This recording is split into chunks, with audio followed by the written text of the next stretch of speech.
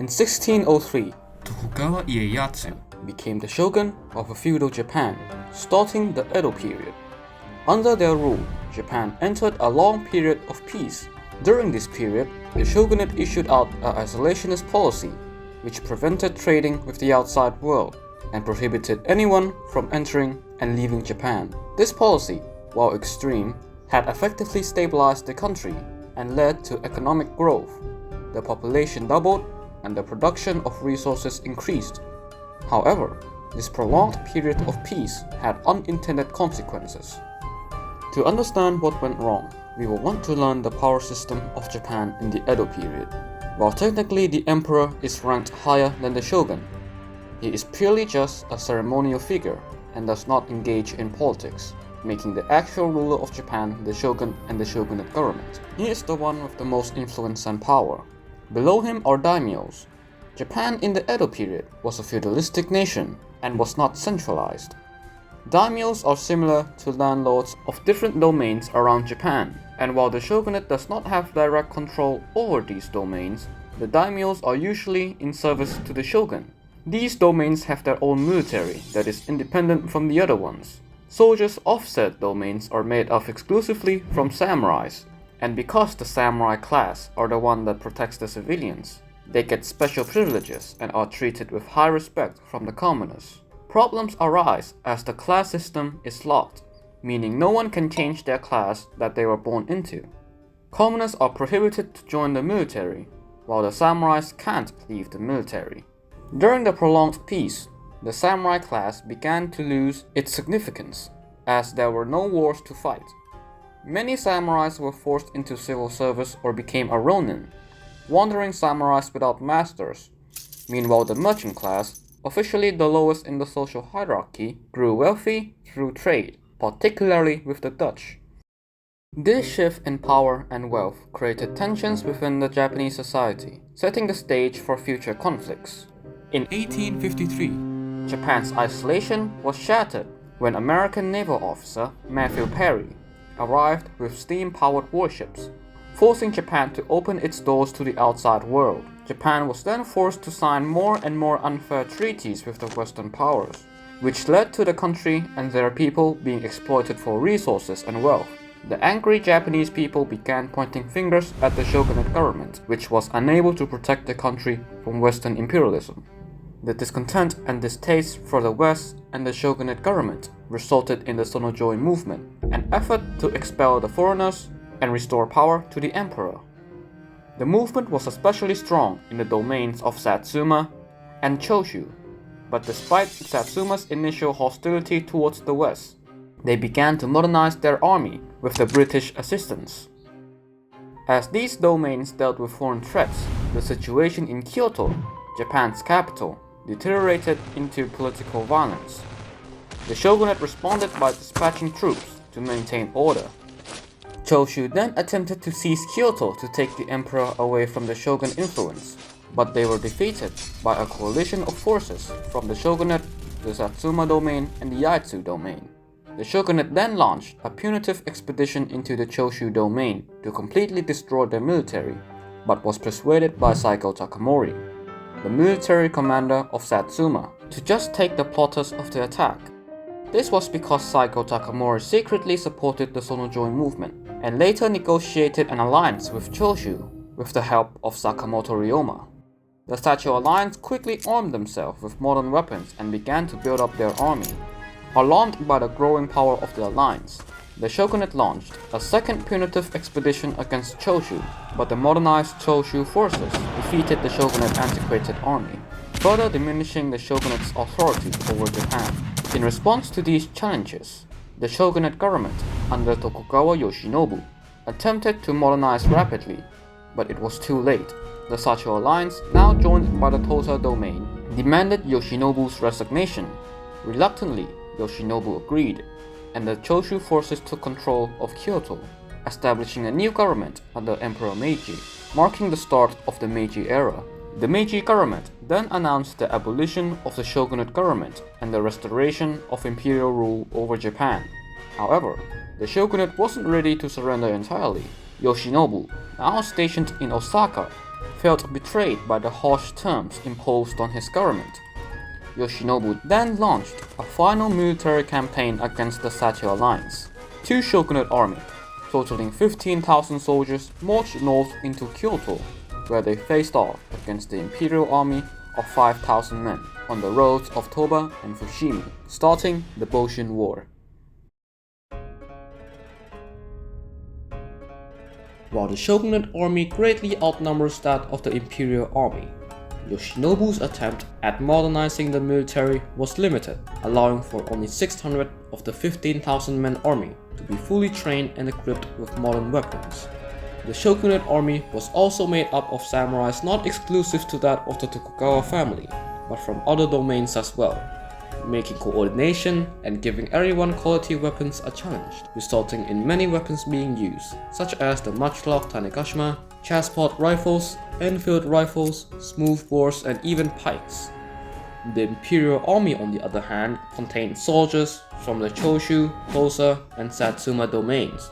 Due to their trading relations with Britain, their arsenal of weapons are generally more advanced than that of the shogunate, with arsenals containing muzzle-loading Minei rifles and a breech-loading Snyder Enfield. Besides the soldiers' arsenal itself, the Imperial army was also armed with two types of secret weapons, unknown to the approaching shogunate army.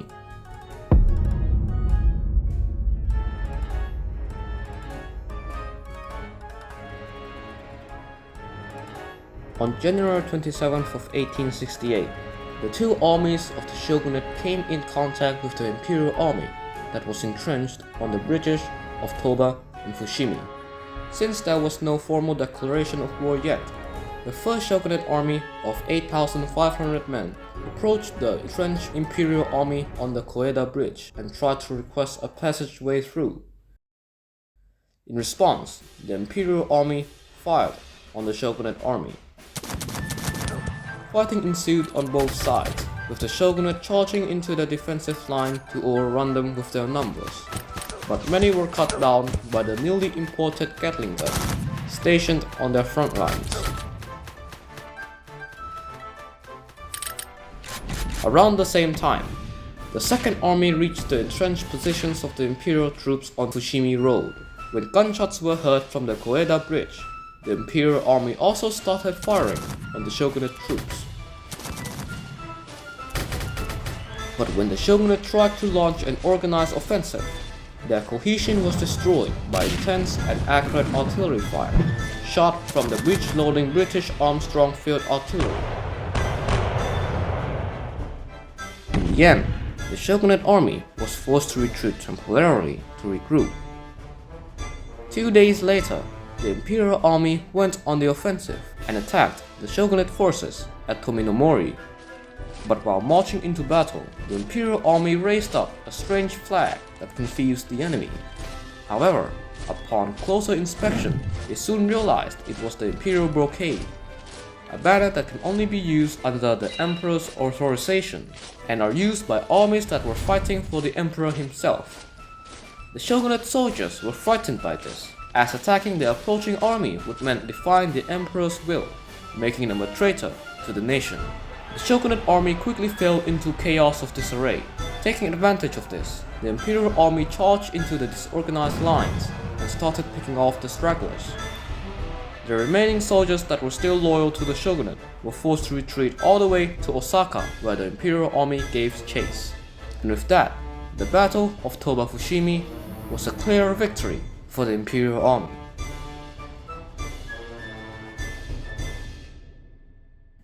Meanwhile, the demoralized and disorganized shogunate army stationed themselves in Osaka Castle. Trying to stir up morale, Yoshinobu announced that he would be personally leading the army on the front lines.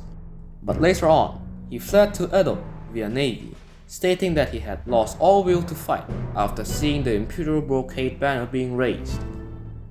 Yoshinobu then went on a voluntary confinement in Edo, and when the shogunate army learned of this, they surrendered themselves to the approaching Imperial army. Things went from bad to worse for the shogunate, with their status as the legitimate ruler of Japan being taken away in the eyes of the Western countries. An imperial delegation had planned a meeting with the foreign ministers and declared that the shogunate government had been abolished and the imperial government would be the one sanctioning the trades and treaties. With the main army of the shogunate being destroyed, Saiko Takamori, the general commanding the imperial army, split up his army into three, and they advanced up north to Edo via the three main highways. They briefly overran the shogunate's stronghold in Kofu and closed in on Edo. However, in early spring between March and April, another army was formed by the Tokugawa supporters under the command of Otori. They marched northward to secure an important position in Utsunomiya. After capturing the castle from a small detachment of imperial troops, the shogunate then began to send reinforcements to secure the position. But as they were arriving in Mibu, they encountered one of the main imperial forces that had already captured the fort. They tried to recapture Fort Mibu but were quickly defeated. The main imperial army soon advanced north to capture Utsunomiya fort, and Edo was now opened to an encirclement. Meanwhile, Otori's army was forced to retreat north by way of Nikko to the domain of Aizu. Edo was then encircled and then surrendered to the imperial army. Yoshinobu was promptly put on house arrest, and with the capital of the shogunate falling to the imperial government, the remaining shogunate loyalists became disorganized and demoralized, making any attempt at retaliating against the advance of the imperial army weak and insignificant. The ultimate victor of the Boshin War was becoming clear, and the shogunate government has been successfully abolished. However, the Boshin War would continue a full year after the capture of Edo, as the remaining domains in the north formed a coalition against the advancing imperial army.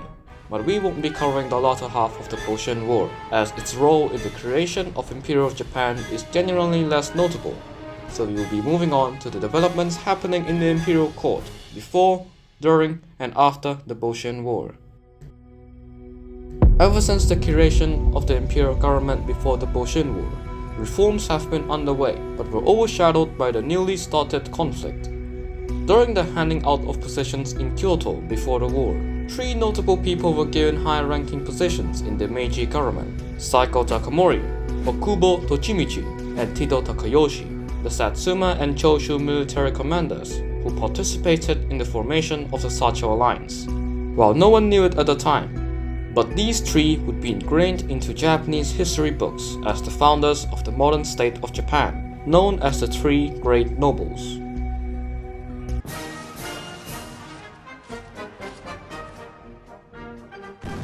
After the decisive battle of Toba Fushimi in January, the Meiji government breathed a sigh of relief. Kyoto was left relatively undisturbed during the imperial army's advance to Edo, giving room for planning and the organization of the newly formed government. In March of 1868, Emperor Meiji announced the newly created Charter Oath, which contained the 5 guiding principles for the new government. The following are its contents. Deliberative assemblies shall be rightly established and all matters decided by open discussion. All classes, high and low, shall be united in vigorously carrying out the administration of affairs of state. The common people, no less than the civil and military officials, shall all be allowed to pursue their own calling, so that there may be no discontent. Evil customs of the past shall be broken off, and everything be based upon just the laws of nature. And the last one, knowledge shall be sought out throughout the world as to strengthen the foundation of imperial rule. Many people were involved in creating the Charter Oath, but one of the key figures was Kido Takayoshi, who was the one who drafted the policy. Along with the Charter Oath, the imperial government slogan was changed from the Sonojoi's "Revere the Emperor, expel the barbarians" to "Enrich the country, strengthen the military." Because if we analyze the Charter Oath carefully, the last point completely went against the goal of the Sonojoi movement, as it meant that Japan would welcome foreigners and their ideas with open arms. After realizing what the last point of the oath was doing, the Sonojoi supporters felt betrayed by the very government that they fought for. This led to small unrest among the people, but overall, the new government was on the right track to strengthen Japan and its autonomy. Meanwhile,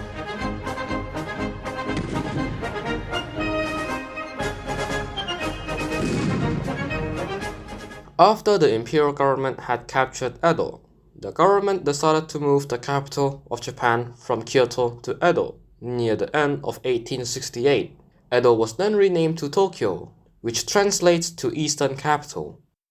The end of 1868 also saw the remaining shogunate forces being destroyed on mainland Japan.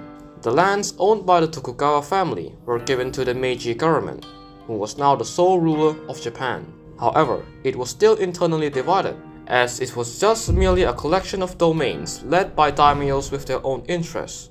The Meiji government realized that for Japan to stand up to Western powers, not only did it need to be unified, but also centralized, where the people were not fighting just for their domains, but for the nation as a whole. With this, in March of 1869, a new policy was announced, the petition to return the land and people to the emperor, which allowed daimyos to give up their powers of their domains to the imperial government. The four domains that played the most role in forming the Meiji government were the first to turn in their domains. And one by one, other daimyos all across Japan began to turn in their domains to the government as well. By turning in their domains, the daimyos were no longer in control of the people and the policies in their domains. It is now in the hands of the government, who began to split up the domains into prefectures, ruled by governors in service of the imperial government, and ending the feudal ruling system in Japan. The policy was in effect for around 2 years and ended in 1871, when all the domains had been transformed into prefectures and all parts of Japan were now in service to the government, not their own separate landlords. And with this, enforcing tax rates and policies became much easier, as all prefectures have to abide by the rules the central government laid out. But during the turning in of the domains, another policy was put out. All the samurais would be paid a large sum of money and then be put into early retirement. The reality was that they no longer had a use in the new Japanese society, as the abolishment of the domains also abolished the daimyos, which the samurai's entire life revolved around. Some were happy, but some were pretty pissed that they had their job taken away from them. However, any attempts to rebel against the Meiji government was crushed. There was still not enough discontent with the new government for there to be substantial conflicts, but it is undeniable that the discontent was building up, and if this keeps up, it is only a matter of time before the radical changes become too much for the common people. Another big change happened in 1871, with the Meiji government dismantling the social hierarchy of Japan that had existed for centuries. With this, everyone's rights were now equal. Former daimyos and court nobles were given titles. The former samurais were classified as gentry. The farmers, merchants, and peasants were all brought to the same level and classified as commoners. Now, every Japanese person, no matter their status in society, can freely choose their jobs, their marriage, and their residence. At the same time, a group of scholars, more importantly two of the great nobles, Okubo Tochimichi and Tido Takayoshi, went on a long trip abroad to various Western countries to gather information on the society, their culture, and economy. During their trip, Japan continued to make reforms and modernize the country. In the next few years, the Meiji government focused on reforming three important things: education, conscription, and taxation, while also developing infrastructure. The school system law in the Imperial Proclamation of the Encouragement of Education of 1872 made basic education mandatory, with elementary schools being built all over Japan. But then, a year later in 1873, a controversial law was passed, the Conscription Ordinance. With this policy, anyone could join the military, whether it was ex-samurais or the common people. And again, this policy further enraged the ex-samurais in Japan, as not only had they been experiencing major changes to their lifestyle, got forcibly retired, got their special privileges stripped, but they were now hearing that even the civilians could join the military, the spot previously preserved only for samurais. The idea of conscription was also new to the civilians, who didn't like the idea of being forced to join the military, and so the policy managed to enrage both the samurais and the commoners alike. However, This very policy would be proven later on to be crucial for the Japanese military to have the capability of enduring long wars with high casualties, and would prove particularly useful in the upcoming conflicts that required the full attention of the newly reformed military. At the same time, the Iroquois mission had finished, and the scholars on board had returned to Japan in 1873, including Okubo and Takayoshi. They had concluded that Japan simply could not stand up to the Western powers in this state. Okubo would then go on to promote industrial growth, with overhauls to roads, buildings, and factories in hopes of increasing Japanese production to further grow the economy. At the same time, there was an ongoing dispute in the Meiji government. Saiko Takamori had proposed the idea of going to war with Korea, stating that it would be an opportunity for the ex-samurais to fight and for them to have a usage in the new era instead of getting dismantled entirely. However, the Imperial government members were cautious about the idea of going to war, as they wanted to further improve Japanese economy and military along with consolidating power first, before getting themselves into a costly conflict. While Saiko Takamori was a long-time supporter of the Imperial government, and he did want to modernize Japan, Saiko Takamori considered military modernization as a survival tactic and wanted to preserve Japan's tradition. He fought for the Imperialists because he wanted to keep the Westerners out. Instead, the Imperial government is becoming more and more akin to the old shogunate government, having lost the original goal of expelling the barbarians. And with that being said, Saiko Takamori retired from the Meiji government and headed back to his hometown of Satsuma. But before we move on, let's finish up the 3 reforms that the Meiji government focused on, with the third one being taxation. With the tax reform, the government set the default tax rates on all lands as 3% of the land's value, and instead of paying in rice, the tax was paid with the new standard currency of Japan, the yen, that was introduced in 1971. Meanwhile, the stipends that the samurais had received also began to get taxed, with the exception to this being for them to convert their stipends into bonds. But later in 1876, the conversion became mandatory, which put many samurais' income under strain. And with this, year by year, the Meiji government strengthens its grip over Japan, with everyone everywhere in the country vowing their loyalty to the new government. A strong contrast to the Edo period, which ended just a decade ago. But while the imperial rule was being solidified in Japan, one prefecture in particular was unique from the rest, with the ex-samurai still wearing swords in public and their disobedience to the new policies being obvious. This troublesome prefecture was no other than Kagoshima, the predecessor of the domain of Satsuma. After Saiko Takamori had retired from serving the imperial government, he went back to his hometown of Kagoshima, where he established his own private military schools around the prefecture. Students of said schools were comprised of disaffected samurais who also weren't a fan of the new changes. Paired with this was the fact that Kagoshima itself was also under the control of politicians who weren't in favor of the new government. Support for Saiko Takamori was very strong in the prefecture, and by 1876, Kagoshima had effectively succeeded from the central government. Concerns grew about Kagoshima's disobedience to the government, and to investigate the matter, in December of 1876, the Meiji government sent 58 spies to the prefecture, disguised as policemen. These spies were then caught and tortured, where they confessed their true plans of assassinating Saiko Takamori. The following incident was the justification for the disaffected samurais in Kagoshima to take arms and start to rebel against the Meiji rule in the name of protecting Saiko Takamori.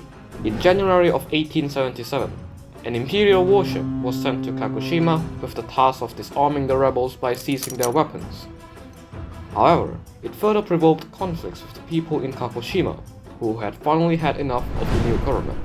Hundreds of students from Saiko's academy staged attacks on various arsenals and ports to take back weapons and rearm themselves, and Saiko Takamori himself, who was under semi-retirement, was persuaded to command the army of 10,000 ex-samurais against the imperial government.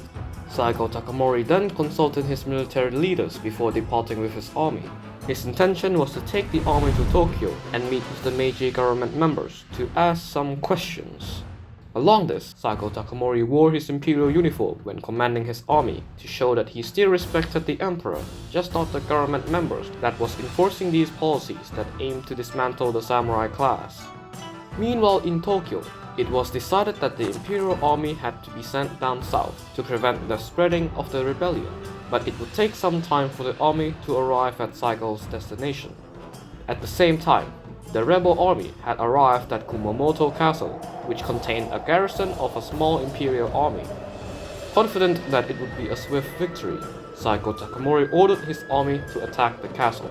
Although small, the imperial garrison of 4,000 men put up the strong resistance.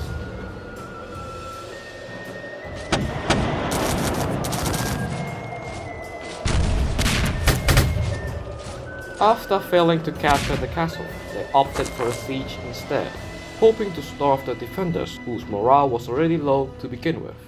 During the siege, the rebel army grew from 10,000 men to 20,000 men.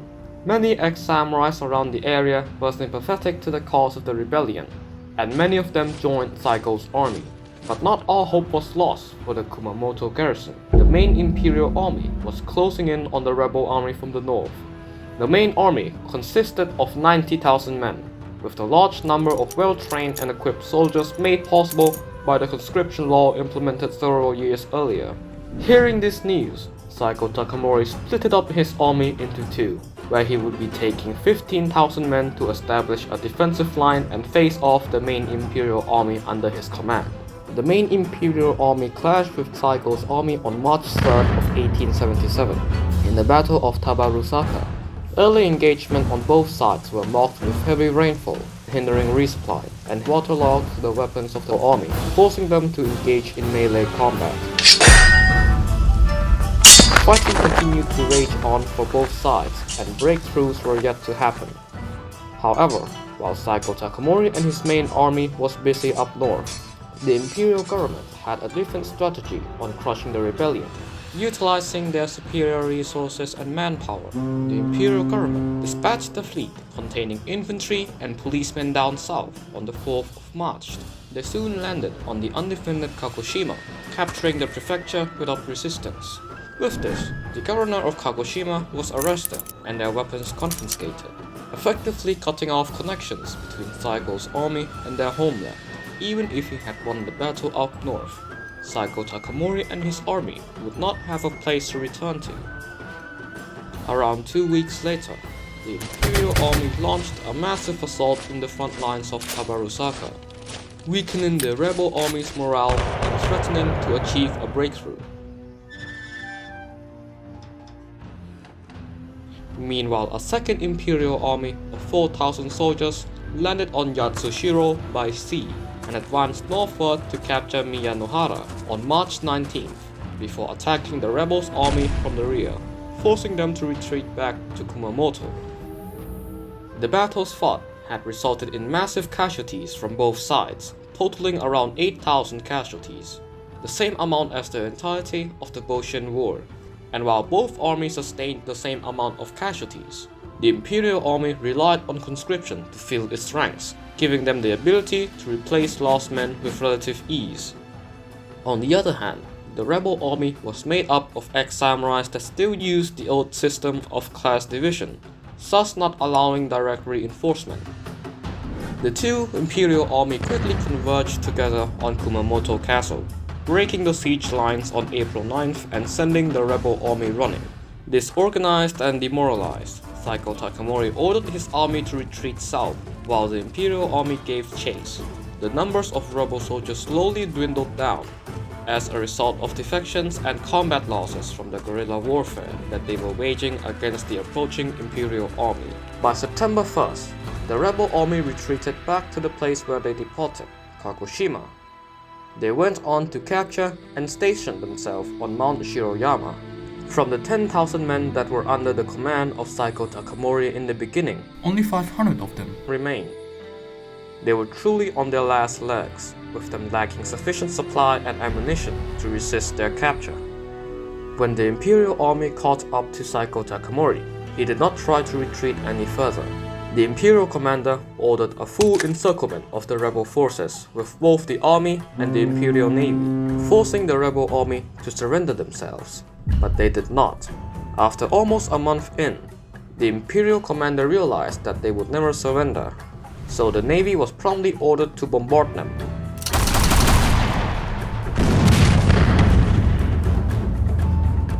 Followed by the advance of the Imperial army. But while the rebel army was weak, they were still full of morale. With no escape in sight, Saiko Takamori and his men charged head-on into the enemy fire, drawing blood from the Imperial soldiers using traditional samurai weapons. During the Battle of Shiroyama, Saiko Takamori was shot in his hip. Unable to continue fighting with this critical injury, he ordered his second-in-command to commit seppuku on him. But even after Saiko Takamori's death, his army continued to fight to the very last breath, and when the battle died down, all 500 soldiers were killed in the battle. And with the rebel army completely crushed, the Satsuma Rebellion ended as a victory for the Imperial government. And with the failure of the rebellion, the samurai class was completely dissolved, putting an end to a class that existed in Japan for almost 1,000 years.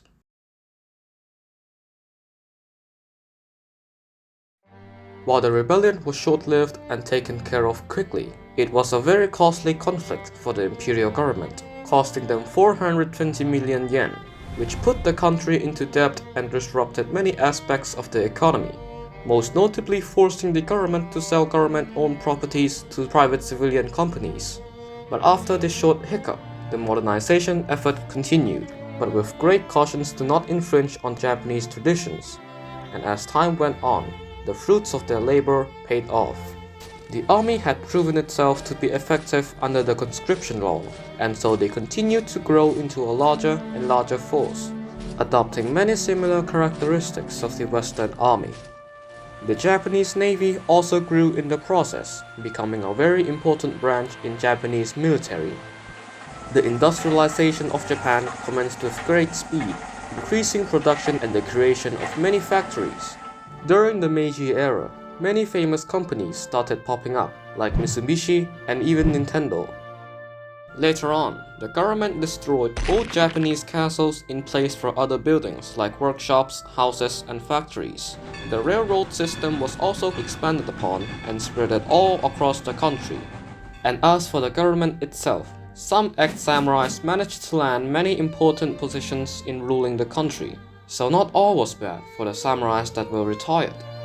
By the end of the Meiji era in 1912, which was the time of death of Emperor Meiji, Japan had become a regional power in Asia with their economy, military, and resource output similar to the European powers. From the Western perspective, they were now forced to view Japanese people as equal, who had commanded respect for themselves. The Restoration had accomplished its goal of modernizing Japan in all aspects. For other countries, this amount of change would have taken almost a century to complete, but Japan did it in just 30 years. However, the three great nobles would not get to see Japan's prosperity to their full extent. Kido Takayoshi, the Choshu military commander, passed away in 1877 due to an illness. Saiko Takamori passed away around the same time, fighting his last battle. And Okubo Tokimichi was assassinated in 1878 by a soldier from Saiko's rebel army. But their legacy lives on past their death. Currently, Saiko Takamori is regarded as the last samurai. In 1889, Emperor Meiji himself would pardon him from being a traitorous criminal. His actions are now viewed as an example of the samurai code and is known as a tragic hero of Japan, who sacrificed himself for a noble cause of preserving Japanese tradition. The Meiji Restoration was different from the others. Unlike the French Revolution, the Restoration saw the samurais abolish their own class for the betterment of the country. The Japanese people succeeded at their original goal of protecting their country and along with it, their tradition and dignity.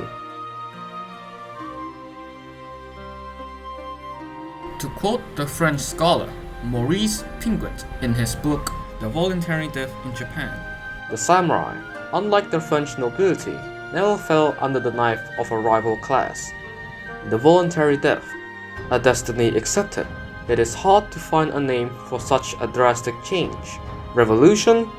Maybe, so long as we understand a revolution quite different from anything in Western history. A revolution without class struggle, without subversion from below. No guillotine for the warlike nobility of Japan. They faced up to the foreign threat with a revolution whose price was their own disappearance. It was only a national revolution they attempted, a rousing of their country's strength.